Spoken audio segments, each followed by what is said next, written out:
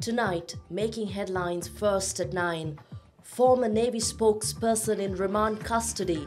Police say DKP Dasanayake was arrested based on scientifically and electronically presented evidence.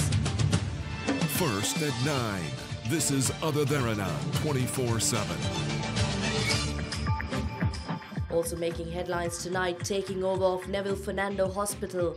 Health Minister Dr. Rajitha Senaratne says independent board of directors to govern NFTH. 2015 Jaffna schoolgirl murder, senior DIG Jai Singh remanded in connection with alleged support to a suspect to flee. Future of national government. MPs express diverse views over stability of UNP-SLFP coalition. Making headlines in sports tonight, Wimbledon 2017. Roger Federer becomes first man to win Wimbledon 8 times.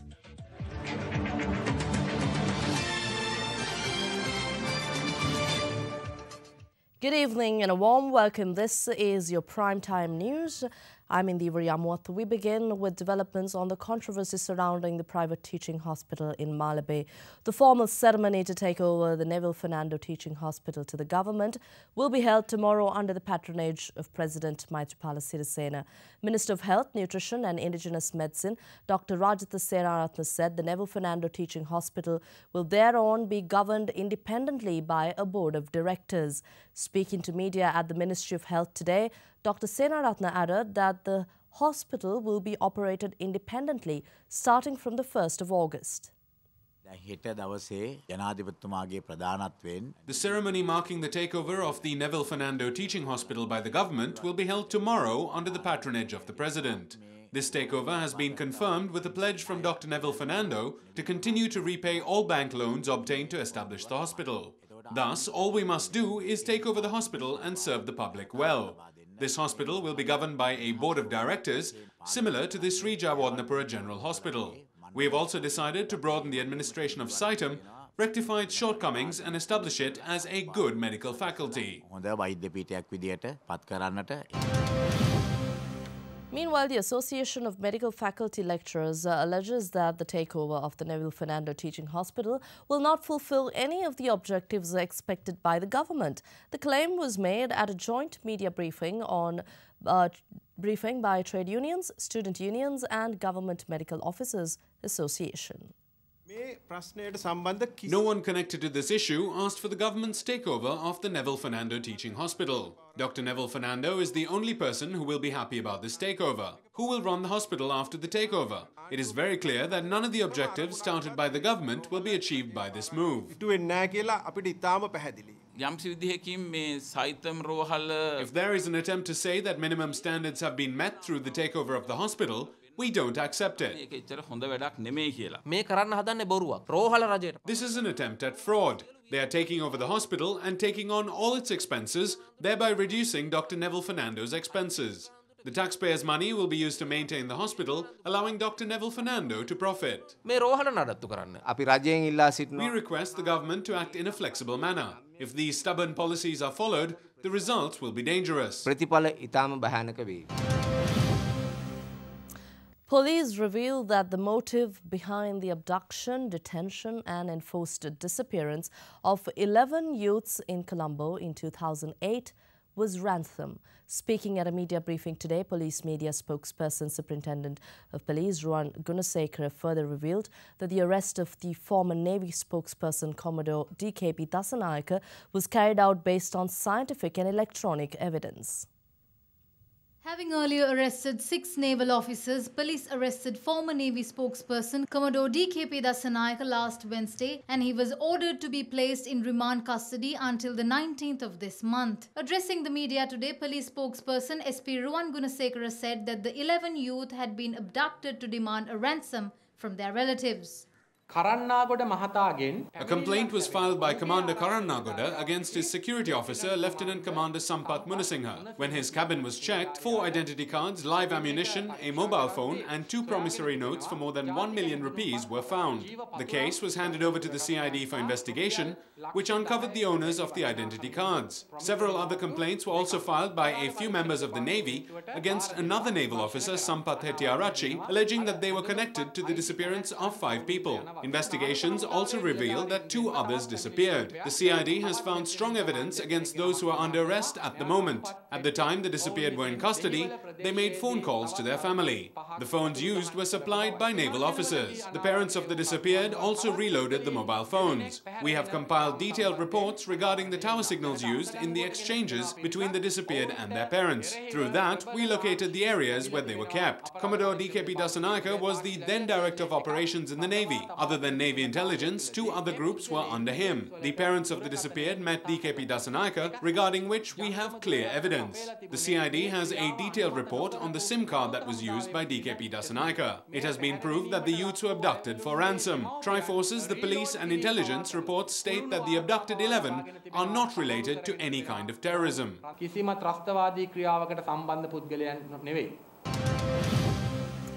Senior Deputy Inspector General of Police Lalit Jaisinghe, who was arrested in connection with allegedly aiding the escape of a suspect accused in the rape and murder of an 18-year-old schoolgirl in Jaffna, was remanded today until the 25th of this month. Senior DIG Lalit Jaisinghe was arrested yesterday by the Criminal Investigations Department and remanded after being produced before the Kite's acting magistrate. 12 suspects have now been arrested in connection with the murder of 18-year-old schoolgirl Sivalokanathan Vidya, 10 of whom have been indicted by the Attorney General. Vidya was abducted, raped and murdered by a gang on the 13th of May 2015 while she was on her way to school. Senior DIG Jaisinghe was questioned at length yesterday by the CID about allegations that he assisted key suspect Mahalingam Sasikumar, alias Swiss Kumar, to escape from Jaffna and reach Colombo to flee the country. At the time, Senior DIG Jaisinghe was serving as the Senior Superintendent of Police in Jaffna. Meanwhile, police media spokesperson SP Ruwan Gunasekara responded to questions posed by journalists at a media briefing today.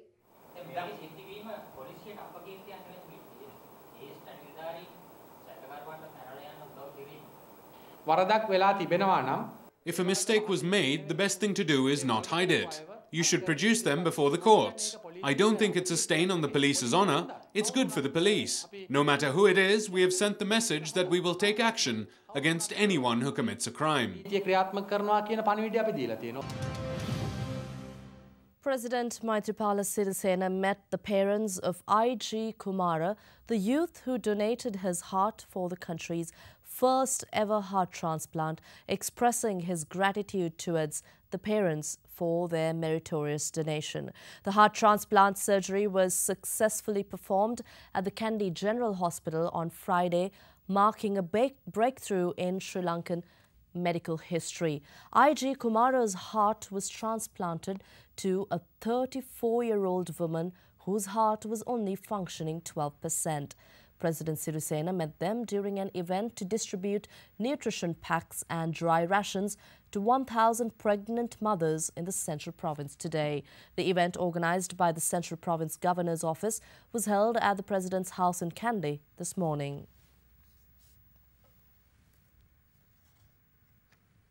And the Deputy Minister of Ports and Shipping Affairs, Nishantha Muthuhettigamage, claims that 15 members of the Sri Lanka Freedom Party had spoken to President Maithripala Sirisena about leaving the coalition government. However, Minister of Health, Nutrition and Indigenous Medicine, Dr. Rajitha Senaratne, said that the present government will continue beyond 2020. In the 2015 general election, the United National Party won 106 seats and the Sri Lanka Freedom Party won 95 seats. Under a 2-year agreement, the United National Party and Sri Lanka Freedom Party formed a national unity government. However, as some members of the Sri Lanka Freedom Party objected the formation of the national government, only 44 members of the party joined the coalition. Parliamentarian Priyanka Rajaratne then left the government, leaving only 43 members of the SLFP with the coalition. Several parliamentarians and ministers expressed their views on the matter. I would like to say that we will be able to establish a new government under the leadership of Mahinda Rajapaksa before the end of the year.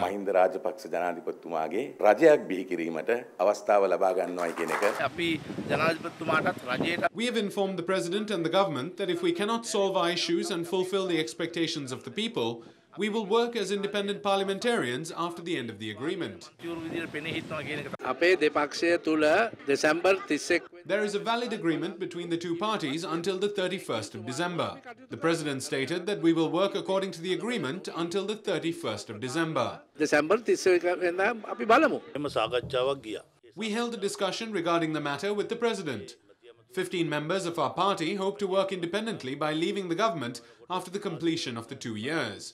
Some of the decisions which were taken by the members of the United National Party do not represent us. We will not disappoint the President and we will keep the promise made to him. Therefore, we will not take any decisions until the 31st of December.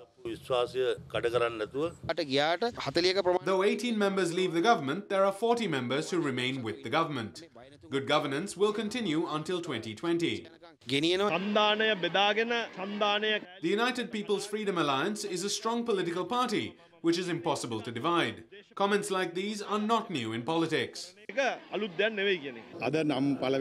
of the members who were named as those leaving the government spoke to me personally and assured that they will not.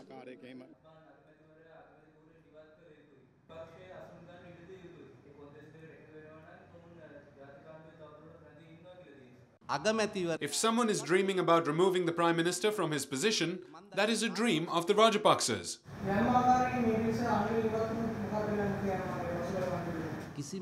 Nothing will happen. The government is secure.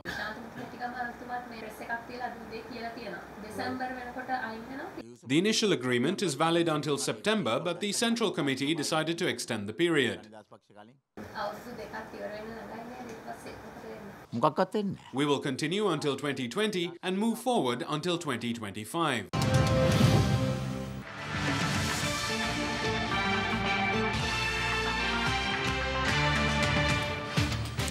Venerable Madamwala Somananda Thera says that a private corporation is trying to take control of the premises of the Mahaveli Stupa in Kotmale. He expressed these views at a media briefing in Kandy yesterday. Minister Naveen Dissanayake deceived the public with an act. In May 2009, they passed a proposal regarding a private corporation called the Mahaveli Cultural Foundation Trust in the Parliament. But they presented it to the public as a company which deals with the development of the Mahaveli Stupa. If the Mahaveli Stupa is brought under the ownership of this corporation, Buddhists and other visitors will not be authorized to enter the premises. Meanwhile, Minister of Plantation Industries Naveen Dissanayake reacted to these accusations. Many people visit Mahaveli Stupa, but they do not have sanitation facilities. There are no parking facilities for buses, though 50 to 60 buses arrive every day. I will not stop fighting for this, and if needed, I'm ready to give up this ministerial position. I want to develop this temple premises.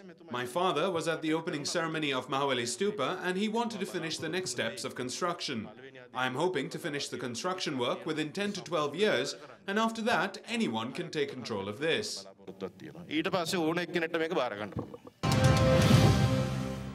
United People's Freedom Alliance parliamentarian Vimal Veeravansa alleges that Western nations have not given up their efforts to separate the North and East from the central government's control and give the region interim administrative powers. The parliamentarian made these claims addressing a public seminar at the Veerakettiya Pradesh Sabha yesterday. We should not bring in a new constitution just to appease Western nations. I do not say that the present constitution is perfect, but we should have a constitution according to the aspirations of our people. Every March and September, the UNHRC wants our foreign minister to plead before them. It sets agendas and plays the role of the principal, saying that we have not done enough and need a new constitution. Western nations are trying to ensure a separate administration for the North and East. They failed their first effort as terrorism was defeated by Sri Lankan forces.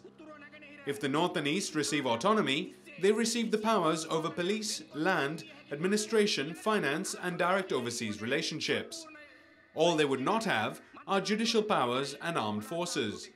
These attempts to separate the North and East are not new. Presidents J.R. Jayawardena, R. Premadasa, Chandrika Bandaranayake Kumaranatunga, D.B. Wijetunga and Mahinda Rajapaksa did not allow this. Here's a look at other stories making news in Sri Lanka in brief.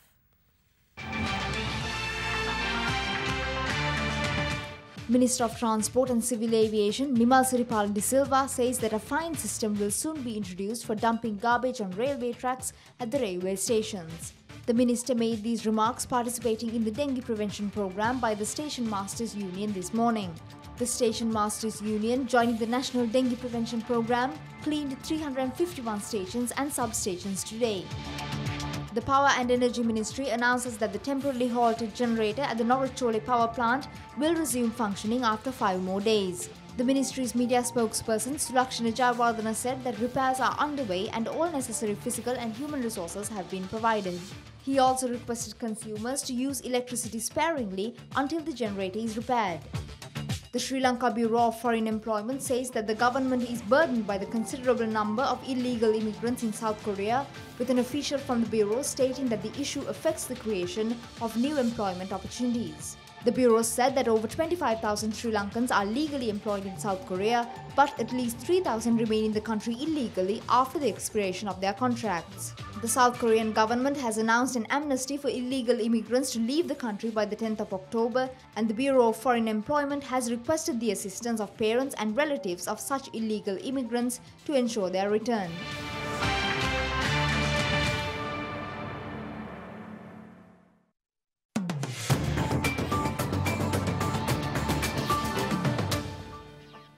Going back to the Colombo equities, during the past week, the all-share price index gained 0.43, while the S&P SL20 index gained 0.02%, with total foreign purchases accounting for about 79% of market turnover during the week. For a detailed picture of how the Colombo equities will perform this week, here's Damantha Matthew from First Capital Holdings with our weekly review.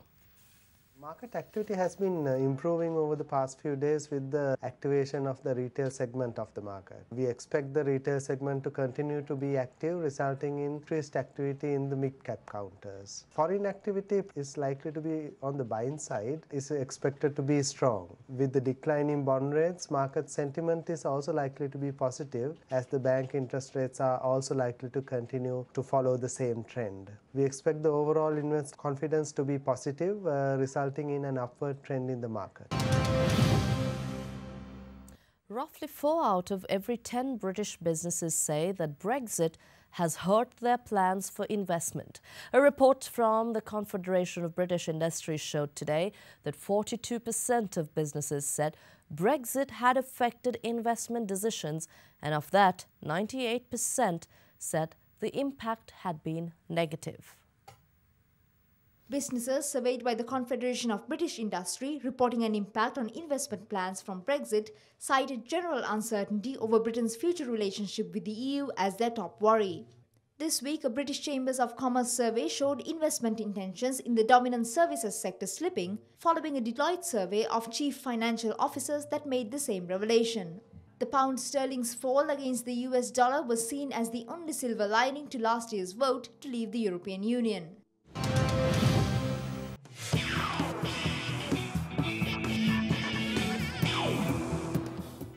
We begin with cricket. Sri Lanka resumed their innings on day 3 of the test against Zimbabwe this morning, 63 runs behind the visitors, and were able to cut the lead that was just 10 before being bowled out for 346.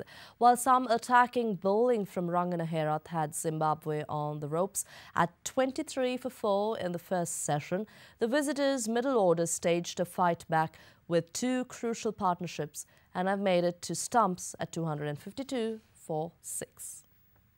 With Sri Lanka cricket confirming that Asela Gunaratne sustained a hamstring injury and would not bowl or field for the remainder of the game, the injured player was, however, able to resume his innings, partnered by Rangana Herath with the score on 293 for 7. Herat fell for 22 just after a reprieve by DRS. Then Zimbabwe skipper Graham Kramer picked up the 2 remaining wickets, first dismissing Suranga Lakmal for 14 and then claiming Asela Gunaratne for a crucial 45. Zimbabwe were to falter spectacularly at the top of their own innings, with Herat claiming Chakabwa's wicket in just the 4th over to begin the slide. Tarizai Musakanda edged to slip in the spinner's next over, departing for naught, and Hamilton Masakadza became Herat's 3rd victim after an inconclusive review. First innings centurion Craig Irvine then fell to Dilruwan Pereira, sending Zimbabwe reeling to lunch at 23 for 4. Sean Williams was able to manage 22 as the visitors began the second session, but Sikandar Raza was able to anchor Zimbabwe's revival. A crucial 86-run stand saw Peter Moore departing for a vital 40, but his wicket was the last bright spot of the day for Sri Lanka. Malcolm Waller joined Raza and the visitors began to counterattack, taking their side to stumps at 252 for 6, with Raza not out on 97 and Waller unbeaten on 57. That may run away to the boundary. And your headline-making tennis tonight, Roger Federer becomes the first man to win Wimbledon 8 times and extend his record to 19 Grand Slam titles with victory over Croatia's Marin Cilic. The Swiss 3rd seed won 6-3, 6-1, 6-4 as 7th seed Cilic struggled with a foot injury during the second set. Federer finished the contest in 1 hour and 41 minutes to claim his first Wimbledon title since year 2012. He becomes the oldest man in the Open era to win the Wimbledon title. And in the women's title final at the Wimbledon, Gabin Muguruza claimed her maiden Wimbledon title against 5-time champion Venus Williams last night. After saving 2 set points in the opener, Muguruza took the second set to love and clinched a second Grand Slam title, adding to her 2016 French Open victory. Gabinya Muguruza edged the first set against Venus Williams, rallying to save 2 set points on her serve and then breaking after several unforced errors from the 5-time champion. With the crucial opener secured, Muguruza set up a stunning demolition of Williams' hopes in the second, winning 6-0. Muguruza challenged the call and celebrations began when the review showed the ball was indeed out. Game, set and match, Miss Muguruza. 2 sets to love, 7-4. This hasn't come easy. To lift that trophy, you've had to beat a great champion. Yeah, definitely. I had, I think, the hardest match today, against Venus. She's such an incredible player. I grew up watching her play, so it's incredible to play the final. Your coach, Sam Sumik, he can't be here, so do you have a message for him? Yeah, well, here it is.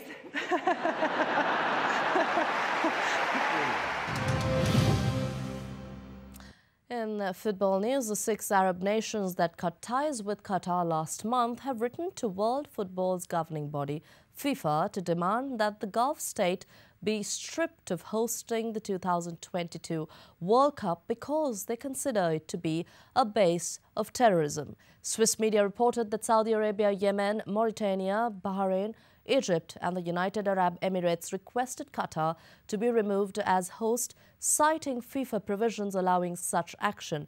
But FIFA has said that such a letter has not been received. A spokesperson for FIFA said that the president of FIFA, Gianni Infantino, would not comment as no letter had been received and that FIFA is in regular contact with the bodies responsible for organizing the 2022 World Cup. With the 6 nations who reportedly made the request citing Article 85 of the FIFA Code, which allows the change of host in the case of emergency, Reuters quoted sources close to the Qatar government suggesting that they are aware of such a move. Qatar, a country with a negligible football background or infrastructure, was a controversial winner of the right to host the 2022 World Cup, which is scheduled to be held in November and December to minimize the impact of the desert state's harsh climate.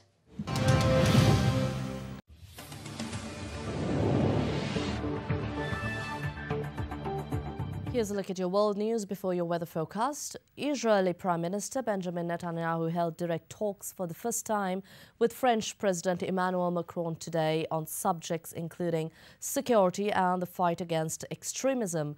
During the discussions, Netanyahu expressed concerns on Iran's growing regional power.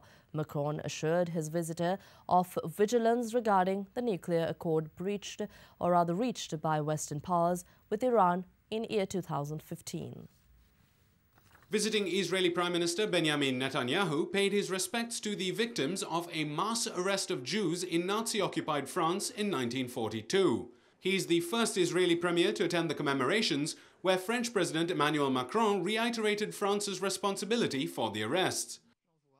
Following the ceremony, the two leaders held direct discussions where Netanyahu called for greater cooperation between the two countries. Macron called for resumption of peace talks between Israel and Palestine, reiterating France's support for a two-state solution, while voicing opposition to Israel's building of settlements in occupied territory. Here's a look at other major stories making news from across the world.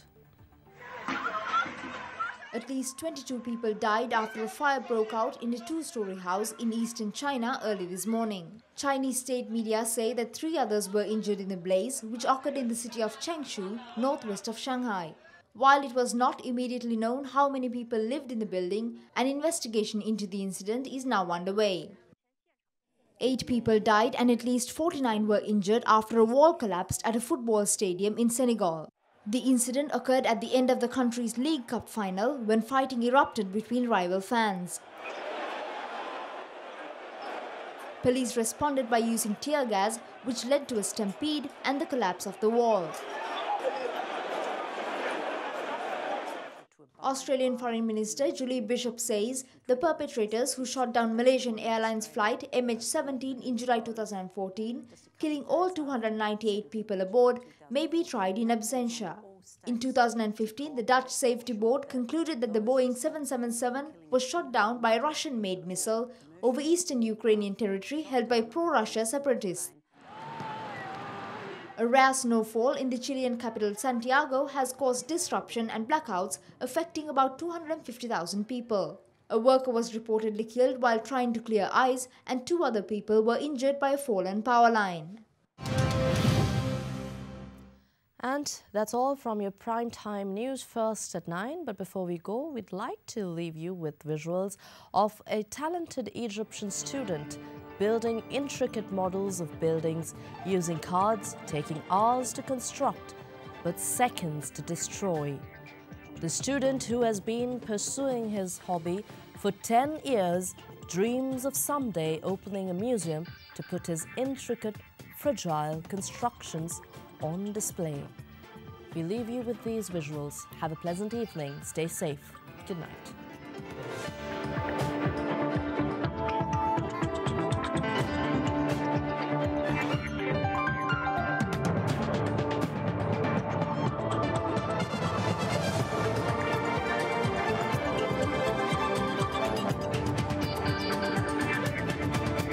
Bringing you the news and information 24 hours a day. This is Sri Lanka's premier news channel, Derana 24/7.